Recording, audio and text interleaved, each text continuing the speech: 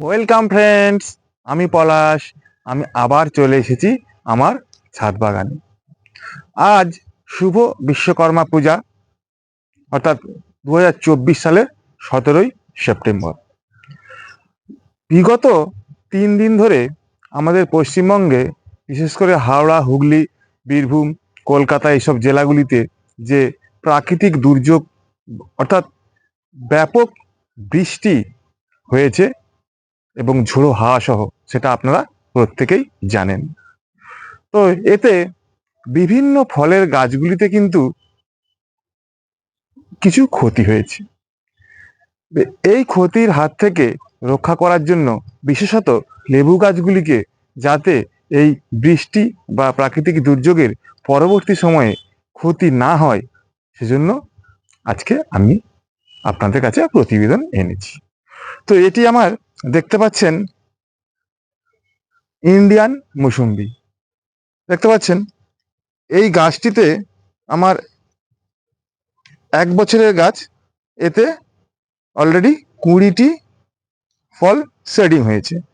দেখুন কিভাবে ফলগুলি শেডিং হয়েছে। তো এই ফলগুলিকেই আমাকে কি করতে হবে, এখন রক্ষা করতে হবে যাতে এতে ফাঙ্গাস না লাগে এবং ফলগুলি যাতে প্রত্যেকটাই পরিপক্ক হয়, অর্থাৎ ফুললি ম্যাচিওর হয়। তো দেখতে পাচ্ছেন লেবুগুলি কিভাবে হয়েছে, এবং এখন এত ব্যাপক রোদ্দুরে কিন্তু লেবুগুলির ক্ষতিও হচ্ছে। তো যেমন বৃষ্টি, আবার যখন রোদ উঠছে তখন কিন্তু আরো ভীষণ রোদের তাপ। তো এই রোদের তাপের হাত থেকেও কিন্তু গাছগুলিকে রক্ষা করা দরকার। তো এখন আমাকে এই বৃষ্টির পরবর্তী সময়ে এই গাছগুলির ফলগুলি রক্ষা করতে গেলে কি করতে হবে বন্ধুরা? এতে কিন্তু কিছু খাবার প্রয়োগ করতে হবে, যেটি হলো এখন করার সবচেয়ে গুরুত্বপূর্ণ এবং কমন পরিচর্যা। এটি না করলে আপনার গাছের কিন্তু বিভিন্ন রকম ফাঙ্গাস চলে আসবে এবং লেবুগুলিকেও ফাঙ্গাস লেগে লেবুগুলি কিন্তু অকালে ঝরে পড়তে পারে। এবং তার সঙ্গে কি করতে হবে বন্ধুরা? তার সঙ্গে গাছে কিছু প্রয়োজনীয় পুষ্টি আপনাকে প্রদান করতে হবে। তো এজন্যে বিশেষ কিছু খাবার দেওয়ার প্রয়োজন নেই। ভারী খাবার কিন্তু এখন বেশি দেওয়ার দরকার নেই, কারণ এখনো কিন্তু বর্ষা পুরোপুরিভাবে আমাদের রাজ্য থেকে বা আমাদের জেলা থেকে এখনো যায়নি। তো ভারী খাবার প্রয়োগ করলে কিন্তু সে খাবারগুলো কিন্তু মাটি থেকে আবার বেরিয়ে যাবে। এখন এই সাময়িকভাবে পুষ্টি প্রদান করার জন্য কিছু খাবার প্রদান করব এবং গাছগুলিকে ফাঙ্গিসাইড প্রদান করব। তো এটি কিন্তু আপনারাও করবেন। তো এর জন্য আমি কি করব বন্ধুরা? আমি, দেখুন, নিয়েছি প্রায় 7 দিনের খোল পচা জল। তো পাতলা করে খোল পচা জল, তো পাতলা খোল পচা জল নিয়েছি। এতে কিন্তু আপনি আপনার গাছের প্রয়োজনীয় সমস্ত উপাদানই প্রায় পেয়ে যাবেন। এবং এতে আরো ইনস্ট্যান্ট এনার্জি দেওয়ার জন্য আমি কি দিচ্ছি বন্ধুরা? তো আমার বেশ 10 দিনের মতো এটি ডিএপি ভেজানো ছিল, সেটি দিচ্ছি। এই অল্প অল্প পরিমাণে দিচ্ছি এটা। আর কি করবো বন্ধুরা? এর সঙ্গে দেবো হিউমিক অ্যাসিড, যাতে এই খাদ্যগুলি খুব সহজেই তাড়াতাড়ি গ্রহণ করতে পারে। তার জন্য 3 থেকে 5 গ্রাম হিউমিক অ্যাসিড আমি এই 1 বালতি জলের মধ্যে গুলিয়ে নিচ্ছি। তো এইভাবে ভালো করে কিন্তু জলটা গুলিয়ে নেবেন।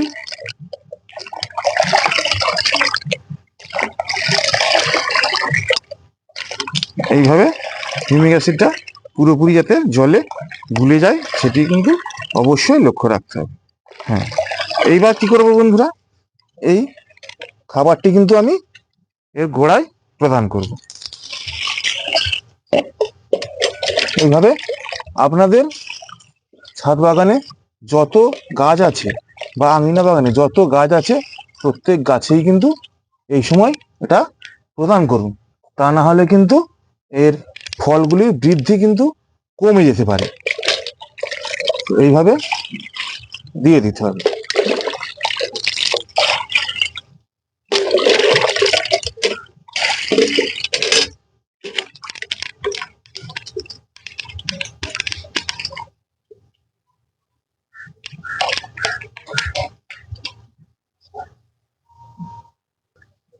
এইবার বন্ধুরা কি করব, এইবার যাতে ফলগুলি ঝরে না যায় বা ফলগুলি পচে না যায় তার জন্য কি করতে হবে, তার জন্য আমি এই টাটার ব্লাইটক্স কন্ট্যাক্ট ফাঙ্গিসাইড আমি এটি কিন্তু 1 লিটার জলে 3 থেকে 4 গ্রাম দিয়ে গাছটিতে কিন্তু সুন্দর করে স্প্রে করে দেবো যাতে ফলগুলি সুস্থ থাকে।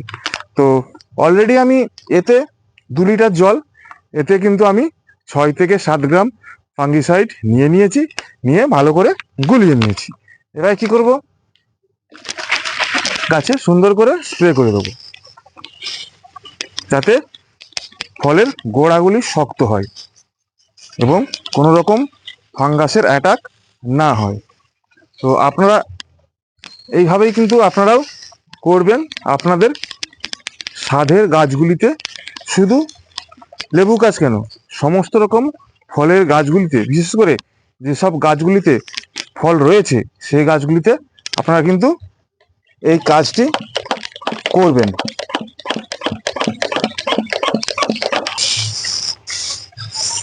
এইভাবে সুন্দর করে স্প্রে করে দেবেন।